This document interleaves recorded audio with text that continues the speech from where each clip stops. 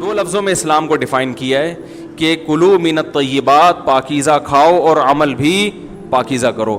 تو جو اصل بات میں یہ محرم ہی کے حوالے سے یہ آیت کا میں نے انتخاب کیا تھا کہ جب آپ پاکیزہ کام کریں گے اور پاکیزہ کھائیں گے تو اس سے آپ لوگوں کو اچھے لگیں گے اور لوگوں کا دل چاہے گا کہ آپ جیسے بن جائیں.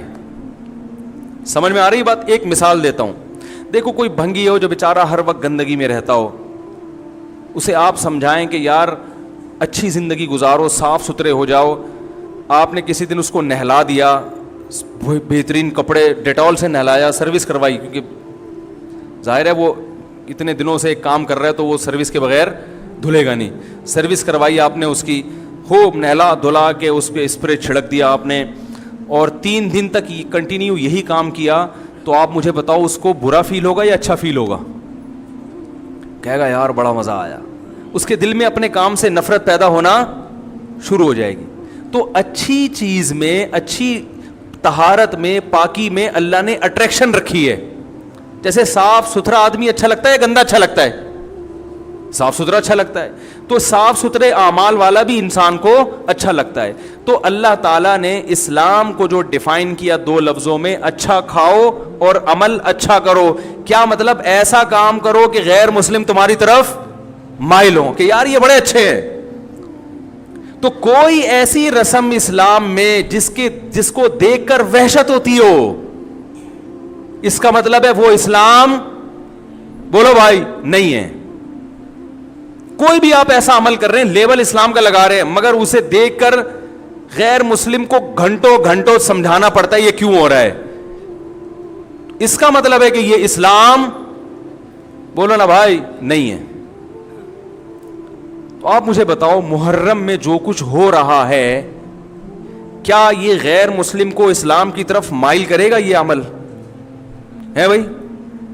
یعنی کوئی غیر مسلم اسے دیکھ کے مسلمان ہوگا کہ یار ماشاءاللہ بڑا زبردست اسلام ہے؟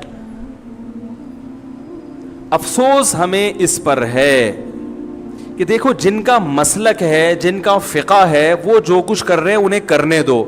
اپنے بارے میں یہ فیصلہ کرو کہ ہم سنی ہیں یا شیعہ ہیں. فرقے شروع سے چلے آ رہے ہیں نا, شیعہ اور سنی, ختم کرنا تو ممکن نہیں ہے. تو حضرت عیسیٰ علیہ السلام جب نازل ہوں گے تو تلوار کی زور سے تمام فرقوں کو ختم کر دیں گے. تو جو کام عیسیٰ علیہ السلام کا ہے وہ خود کرنے کی کوشش نہ کرو, جو حضرت مہدی کا کام ہے وہ خود کرنے کی کوشش نہ کرو. ہم کسی فرقے کو ختم نہیں کر سکتے, لیکن ہم اپنے آپ کو ڈیفائن کر سکتے ہیں. ہم یہ بتا سکتے ہیں کہ ہماری رائے میں صحیح کیا ہے. تو میرے بھائی, نبی صلی اللہ علیہ وسلم نے فرمایا 73 فرقوں میں سے ایک جنتی ہے, تو یا تو ادھر چلے جاؤ یا, بولتے کیوں نہیں, ابھی نہیں بول رہے تو پھر عمل کیسے کرو گے, یا تو پورے ادھر چلے جاؤ یا پورے ادھر آ جاؤ. مجھے خدا کی قسم اس پر کوئی اشکال نہیں ہوتا کہ شیعہ لوگ ماتم کیوں کر رہے ہیں, شیعہ لوگ یہ سب کچھ کیوں کر رہے ہیں, وہ جو ہے وہ مرثیے کیوں پڑھ رہے ہیں. مجھے اس پر اشکال نہیں ہوتا. ان کے دلائل ہوں گے ان کے پاس, ان کے علماء ان کو بتاتے ہیں. وہ کب کہتے ہیں کہ ہم سنی ہیں, وہ کب کہتے ہیں کہ ہم صحابہ کو حجت سمجھتے ہیں. ایک چیز کا انہوں نے دعویٰ ہی نہیں کیا تو ہم ان پر وہ کیوں تھوپے ان کے سر پہ. لیکن میں آپ کی بات کر رہا ہوں, میں ان لوگوں کی بات کر رہا ہوں جو اپنے آپ کو سنی کہتے ہیں. تو بھائی پھر سنی ہو تو جو اہل سنت والجماعت کے جو چاروں مکاتب فکر ہیں, حنفی, مالکی, شافعی, حنبلی, اہل سنت کے ہیں نا, ان کی کتابوں میں کہیں بھی اس طرح کی کوئی چیز, بولو بھائی, نہیں ہے. ماتم کرنا اہل سنت کے ہاں جائز نہیں ہے. نبی صلی اللہ علیہ وسلم نے میت پر چیخو پکار کرنے کو حرام قرار دیا ہے. نوحہ کو جو میت پہ رونا پیٹنا ہوتا ہے, گریبان چاک کرنا, اس عمل پر آپ صلی اللہ علیہ وسلم نے لعنت فرمائی ہے. صحیح بخاری صحیح مسلم کی حدیثیں ہیں. حضرت جعفر طیار رضی اللہ تعالی عنہ نبی کے سگے چچا زاد بھائی میدان جنگ میں شہید ہوئے, 4 بیویاں بیوہ ہوئی ہیں, چھوٹے چھوٹے بچے یتیم ہو گئے. آپ نے ان کی بیویوں کو زور سے رونے کی اجازت نہیں دی. اتنا غضبناک ہوئے, جب وہ باز نہیں آئے آپ نے فرمایا ان کے منہ پہ خاک پھینک دو. حالانکہ بیوہ ہوئی ہیں, قابل ترس ہیں, لیکن چیخ کے رونے کی اجازت حالانکہ وہ تو اہل بیت میں سے تھے. حضرت جعفر طیار ظلمن شہید ہوئے تھے. ہماری نظر میں حضرت حسین رضی اللہ تعالی عنہ کا قتل کربلا میں یہ تاریخ کا بدترین ظلم, اس لیے بدترین ظلم کہ آپ غیر مسلموں کے ہاتھوں شہید نہیں ہوئے, بلکہ ان لوگوں کے ہاتھوں شہید ہوئے جو اپنے آپ کو مسلمان کہتے تھے, اور مسلمانوں کی قیادت اس وقت ان کے ہاتھ میں تھی, حکومت ان کے ہاتھ میں تھی. لیکن اس ظلم پہ اہل سنت والجماعت کے ہاں جو سنی ہیں ان کے چاروں مکاتب فکر کے ہاں نہ رونے پیٹنے کی اجازت, نہ نوحہ کرنے کی اجازت, اور نہ میرے بھائی ماتم کرنے کی اجازت. میرے بھائی آپ لوگ اللہ کا واسطہ محرم میں مرثیے نہ لگائیں. ہر گاڑی میں کوئی نوحہ چل رہا ہے, کوئی شیعہ ہے تو ٹھیک ہے وہ کرے, سنیوں پہ یہ کام زیب نہیں دیتا, کیونکہ یہ منافقت ہے. پتہ ہی نہیں چل رہا آپ ادھر ہو یا آپ ادھر ہو, آپ کا مسلک کہیں نہیں پتا چل رہا. ہمیں ایک مسلک کو فالو کرو.